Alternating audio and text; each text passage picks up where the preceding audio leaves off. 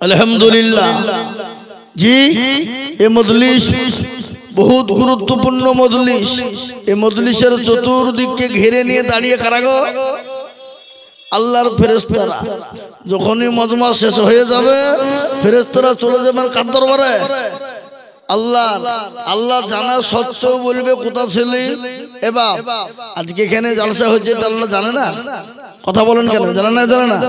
তারপরে বলে কোথা ছিলি? আল্লাহ অমুক জায়গায়। বলে কেন? দেখলাম তোমার বান্দা বান্দিরা বসা। বলে কিসের জন্য?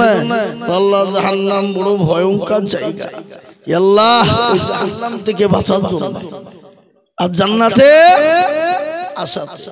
তো আল্লাহ বলবে তারা দেখেছে? বলে না, যদি দেখতো আল্লাহ যদি দেখতে পেত তো দুনিয়ার সমস্ত কাজকে ফেলে দিয়ে তোমার গুণগানে তারা লিপ্ত থেকে যেত। আল্লাহ বলে শোন, ওই মজলিসে বসার কারণে আল্লাহ আমি তাদের জাহান্নাম হারাম করে দিলাম এবং জান্নাতকে ওয়াজিব করে দিলাম। জোরে বলুন সুবহানাল্লাহ। এ বাবা, আল্লাহ যদি আমাদেরকে জান্নাত দিয়ে দেয় তো আমাদের বেড়া পার নাকি? বুঝেন আপনারা? বলুন পার কি না? এ বাবা, দুনিয়া এই দুনিয়া নয় বা আর একটা দুনিয়া আছে, আছে না নাই? হ্যাঁ, দুটো জায়গায়, একটার নাম হলো ইহকাল আর আরেকটার নাম হলো পরকাল। ইহকালটা কিছুদিন, পরকালটা চিরস্থায়ী, যার কোনো শেষ বা কোনো সীমানা নাই বাবা। অনাদি অনন্তকাল থাকতে হবে। সে জায়গাটার নাম কি? জোরে বলুন না কেন? না আপনারা মনে করছেন অনাদি অনন্তকাল আমরা এই দুনিয়াতে থাকবো নাকি? আমরা মরবো না, অমর হয়েছি? এ বাবা না, এই দুনিয়া কিছুদিনের জিন্দেগি আমাদের, ক্ষণস্থায়ী জিন্দেগি। 50, 60, 70, 80 আমরা এখানে যারা বসে আছি বাবা 100 বছর বাঁচবো এই গ্যারেন্টি কারো আছে? কেউ বলতে পারবে যে আমি হুজুর 100 বছর বাঁচবই, আমার গ্যারেন্টি? বলুন দেখি, কার বাপের ক্ষমতা আছে? Not guarantee. কখন কে কোন সময় যাবে আর কার কোন সময়ে মৃত্যু হবে একমাত্র তিনিই ভালো জানেন। তিনি হলেন কে? আর একটু জোরে বলুন কে? এই সামান্য জিন্দেগির জায়গায়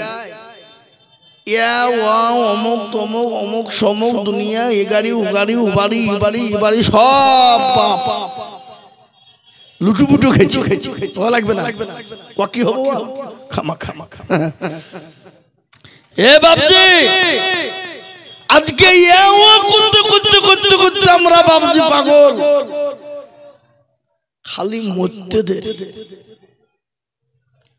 মরণ হতে দেরি, আপনার কাছ থেকে সব কিছু আলাদা হয়ে যাবে। আপনি যতই দামি হন, যতই দামি নামি মানুষ হন, আপনার পেয়ারা সন্তান লাগতে জোগাড় কলেজার টুকরা নয়নের পুতুলি, যে ছেলেটা আপনি কোলে 1 মিনিট না নিলে আপনার দিল ভালো থাকে না, যে ছেলে বাপের কোলে একবার না চাপলে সে ছেলেকে চুপানো যায় না, আপনি মরতে দেরি সঙ্গে সঙ্গে সন্তান আপনার কাছ থেকে ভয়ে পালিয়ে যাবে। যাবে না? যাবে না? কথা বলেন না কেন? পালিয়ে যাবে কিনা? যাবে না? সঙ্গে সঙ্গে পালিয়ে যাবে।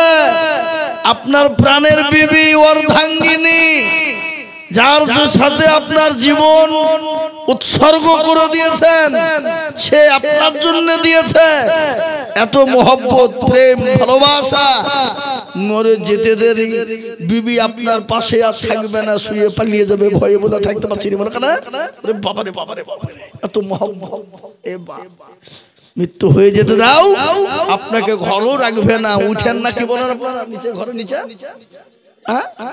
উঠেন, উঠেনে নামাও, অমুককে আনো, তমুককে ডাকো, অমুককে খবর দাও, মাইকে বলো, মাইকে দাও, ইমামকে বলো। আবার দেখেন আমাদের দিকে একটা জিনিস আছে, কেউ মরতে দেরি বাবা তাড়াতাড়ি ইমাম সাহেব কাকে ফোন কর, বলো না? বলো না? কথা বল না কেন? বলেন। ইমাম সাহেবকে মৃত্যুর সময় সবারই আগে খোঁজ রাখে, কিন্তু বাড়িতে এক্ষুনি বিয়ে জোড়েন মৌলবীর কথা মনেই নাই, যেদিন বিয়ে হবে সেদিন আরে হুজুরকে বলেছি না যে না না বলা হয়নি, ধরলি এরকম আমাদের সমাজ আছে না নাই? কত হাত বুকে হাত দিয়ে বলেন, আছে না নাই? মরা যদি বাড়ি হয়, কেউ যদি মারা যায় বলে আগে হুজুরকে খবর দেওয়া আছে, ঠিক নাই? কেন ব্যাপার আছে? কেন ওদের দেখছো যে আমাদের ক্ষমতা নাই, তো ইমামকে লাগবে তো। আর বিয়েতে কিন্তু ইমামের লাগবে কখন? আগে খবর না, দুনিয়ার সবাইকে কার্ড করবে, ভিআইপি কার্ড দিবে, সব বিভিন্ন রকমের দামি দামি কার্ড দিবে, কিন্তু মৌলবীকে মুখের কথাও কোনোদিন বলে না, যেদিন বিয়ে হয় ধরে নিয়ে দিয়ে বিয়ে পড়াবে। কি কথা বলেন, ঠিক না? ঠিক আপনাদের দিকে সব নাই নাকি? আচ্ছা এ বাবা, কোথায় যাবেন আপনি? কাকে বলবেন? আগে আমাদের দেশে বিয়ে শাদী হলে আলেম ওলামাদের সঙ্গে বসে পরামর্শ করে বাবজি ডেট হতো, সুন্নতি ডেট। আর এখন তো পরামর্শেরও দরকার নেই, সুন্নতেরও কায়দা নাই। এখন বাবজি ছেলে মেয়ে বড় হতে দেরি, ওরা আপনা আপনি ঠিক मैंने तुझे दिल दिया तूने मुझे क्या दिया, তুমি এটাও বলছে मैंने तुझे कबूल किया, বলে চালা। কি বুঝলে?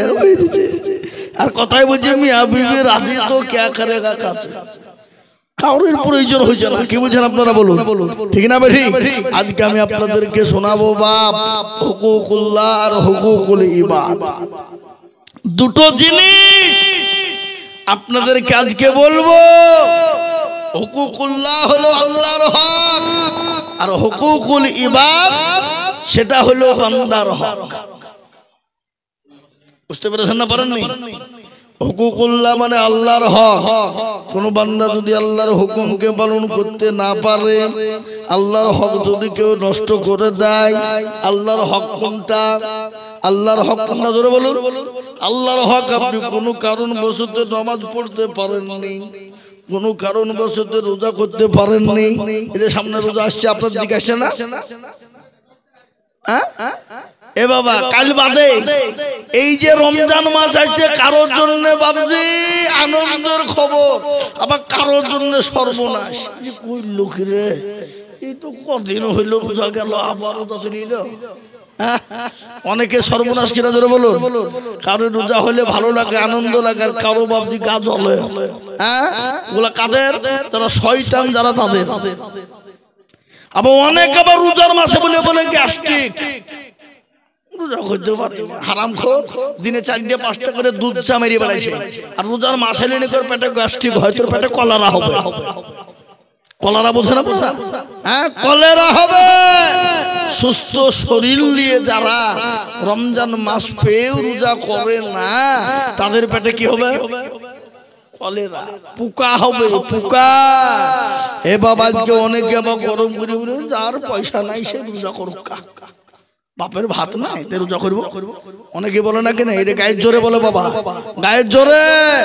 আল্লাহ বলছে তোর গায়ের জোর থাকবে না, এখনই যদি টিফিন দিয়ে দি সুইজে, তুই কোথায় চলে যাবি, তোর কোনো গ্যারান্টি থাকবে না। কি থাকবে? কথা বল থাকবে। হ্যাঁ, তাই মুসলমানদের হুকুকুল্লাহ আর হুকুকুল ইবাদ, এক হলো আল্লাহর হক আর একটা হলো বান্দার হক। কেউ যদি আল্লাহর হক নষ্ট করে দেয়, আল্লাহ ইচ্ছা করলে তাকে ক্ষমা করে দিতে পারে, মাফ করে দিতে পারে। কিন্তু হুকুকুল ইবাদ, কেউ যদি বান্দার হক নষ্ট করে দেয়, আল্লাহ যতক্ষণ পর্যন্ত বান্দা ক্ষমা না করবে, ততক্ষণ পর্যন্ত আল্লাহ ক্ষমা করবে না। হুকুকুল ইবাদ কাকে বলে? এ বাবা আপনারা শুনলেন, হুকুকুল্লাহ হুকুকুল ইবাদ। হুকুকুল ইবাদ হলো বান্দার হক। বান্দার হক কাকে বলে? কারো আপনি রাহাজানি করে, অত্যাচার করে, জুলুম করে, লুটোপুটে খেয়ে নিয়েছেন, কাউকে ভুগিয়ে খেয়ে নিয়েছেন, কাউরির টাকা পয়সা জমি জায়গা জোর জুলুম করে লিখে নিয়েছেন। ও মুসলমান, আল্লাহ নবীর ঘটনা শুনলেন। আল্লাহ নবী একদিন মসজিদে নববীতে বসা, মসজিদ মধ্যে সমস্ত সাহাবারা এক জায়গায় জমা হয়ে গেল। সমস্ত সাহাবারা মসজিদ ভর্তি লোড, কানায় কানায় মসজিদ লোড হয়ে গেল। নবীজি ঘোষণা দিয়ে বললেন, শোনো, যে সমস্ত সাহাবারা আসে নাই, আরেকবার খবর দিয়ে দাও, আগামী কালকে তাদের সকলকে মসজিদে নববীতে জমা হতে বলবে।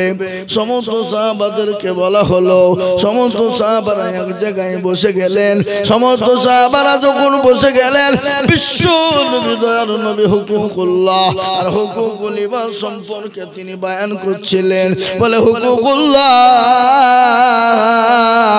সেটা হলো আল্লাহর হক। কেউ যদি মেরে দেয় আল্লাহ ইচ্ছে করলে ক্ষমা করে দিতে পারে, কিন্তু হুকুকুল ইবাদ যতক্ষণ পর্যন্ত বান্দা ক্ষমা না করবে আল্লাহ ততক্ষণ পর্যন্ত তাকে ক্ষমা করবে না। তুমি যতই নামাজি হও, তাহাজ্জুদ গুজারনেওয়ালা হও, বান্দা যতক্ষণ ক্ষমা না করবে আল্লাহ ততক্ষণ পর্যন্ত ক্ষমা করবে না। বিশ্ব নবী বললেন, ও সাহাবারা, আজকে হক আদায় করার সময় এসেছে। কেউ যদি আমার উপর তোমাদের হক থাকে, আমি নবী বলি তোমাদেরকে আজকে হক আদায় করে দিব। বলো, কেউ কি আমার উপর তোমাদের কারো হক আছে? মজলিসের ভিতরে একজন সাহাবা বিশ্ব নবীর মাথার উপর দাঁড়িয়ে গেলেন। নবী গো, ইয়া রাসূলুল্লাহ, আমার একটা আপনার উপর হক আছে। নবী গো, আপনি যখন হক আদায় করব বলেছেন, দয়া করে আপনি আমার হকটা আদায় করে দেন গো রাসূল। সাহাবারা অবাক, এই বেটা বলছে কি রে? হ্যাঁ, এই বেটা বলছে কি রে? নবীর কাছে হক আদায় করব, আর নবীর হক কি করব? এ মুসলমান, বিশ্ব নবী বলেন, ও সাহাবা, বলো বলো বলো, কি তুমি আমার কাছে পাবা? কি তুমি জিনিস আমার কাছে তুমি পাবা? বলো। দয়ার নবী, মায়ার নবী, বিশ্ব নবী, রাহমাতাল লিল আলামিন, তিনি তো দয়ার হাবিব, রাহমাতাল লিল আলামিন। কি নবী বলুন, কি মানের নবী আমাদের, কি রাসূল আমাদের, কি নবী আমরা পেয়েছি বাবা। কিন্তু আগের জামানার উম্মতরা পর্যন্ত শেষ নবীর জামানার উম্মত হওয়ার জন্য তারা এখন হয়ে বেকুল হয়েছিল। কিন্তু আমরা এত ভাগ্যবান, আমরা এত ভাগ্যবান, সেই জামানার নবীর উম্মত হতে পেরেছি। আল্লাহ কিয়ামতের দিন শেষ জামানার নবী যতক্ষণ পর্যন্ত জান্নাতে না যাবে ততক্ষণ পর্যন্ত কোন উম্মত যেতে পারবে না। জোরে সুবহানাল্লাহ বলুন। আজকে ওই মুসলমান নবীকে চিনে না, রাসূলকে চিনে না, ওই মুসলমান আল্লাহ চিনে না, কোরআন চিনে না, নবীকে চিনে না, নবীর সুন্নতকে চিনে না। আজকে মুসলমান গো, আজ এই জন্য আল্লাহ আমাদের উপর নারাজ হয়ে গেছে। আজ আমরা আল্লাহর কাছে হাত তুলে দোয়া করি, কিন্তু আল্লাহ আমাদের দোয়াকে মঞ্জুর করে না, কবুল করে না। কেন বাবা? আজকে দুনিয়ার সব কিছু আমরা করি, কিন্তু আল্লাহ নবীর সুন্নত আমরা আদায় করতে পারি না। এমন মুসলমান আমাদের ভিতর আছে, নবীর সুন্নত কি সেটা বুঝেই না। কি বুঝেন আপনারা বলুন? গতকালকে আমি জালসায় ছিলাম, ওই গঙ্গাসাগর, দক্ষিণ 24 পরগনা, গঙ্গাসাগর বাবা, নদী পার হয়ে, গঙ্গা পার হয়ে লঞ্চাত 1 ঘন্টা লাগলো, পার হয়ে গেলাম। সেখানে আমি দেখে এলাম বাবা, অনেক মুসলমানরা আছে। আমার মনে হয় দেখে এলাম তারা মনে হয় আল্লাহ চিনে না, রাসূল কেউ তারা কোনোদিন চিনে না। দেখে এলাম কালকে এমন গ্রামে একটা জালসায় গিয়েছিলাম কালকে, ওরা কিচ্ছু চিনে না। হ্যাঁ, ও কিছু নাই, কিছু বুঝেই না এ সম্বন্ধে। আমি দেখো ধনে কোন দেশ গোটা, এরা আল্লাহ মনে হয় চিনে না, রাসূল চিনে না মনে হয় নাকি? আমাকে একজন বলছে, হুজুর এইসব কালচার খুবই কম, খুব খুব খুব। মুসলমান, আজকে মুসলমানের উপরে সংসার করে রাসূল চিনে না, নবী চিনে না, এটা তো বড় ভাবছি কপাল পোড়া ছাড়া আর কিছু হতে পারে না। যদি বলে আমি নবীর নাম জানি না, রাসূলের নাম জানি না, এটা কপাল পোড়া ছাড়া কেউ হতে পারে না। যে নবীর জন্য আজকে দুনিয়া পেলাম, যে নবীর জন্য দিন পেলাম, যে নবীর জন্য কোরআন পেলাম, যে নবীর জন্য দুনিয়ার জমিন পেলাম, যে নবীর জন্য মসজিদ মাদ্রাসা মার্কাত খানকা পেলাম, যে নবীর জন্য আপনার নামাজ পেলাম, রোজা পেলাম, যে নবীর জন্য টুপি পেলাম, সব পেলাম বাবা। অথচ সেই নবীকে আজকে আমরা অনেকেই চিনি না, অনেকে নাম জানি না। বিশ্ব নবীর ঘটনা শুনলেন। আজ মুসলমান গো, এই দিনের জন্য নবী রক্ত দিয়েছে, বিবিদেরকে সাহাবারা বিবিকে বিয়ে করেছে, সন্তানকে এতিম করে দিয়েছে। আল্লাহ নবী উহুদের যুদ্ধে মার খেয়েছে, খন্দকের যুদ্ধে মার খেয়েছে, এবং বদরের প্রান্তে তিনি দান্দার মোবারক শহীদ করেছে। এমন কি তাইফের ময়দানে পর্যন্ত তার তিনার রক্ত ঝরেছে। এ মুসলমান, আজকে তিনার বদল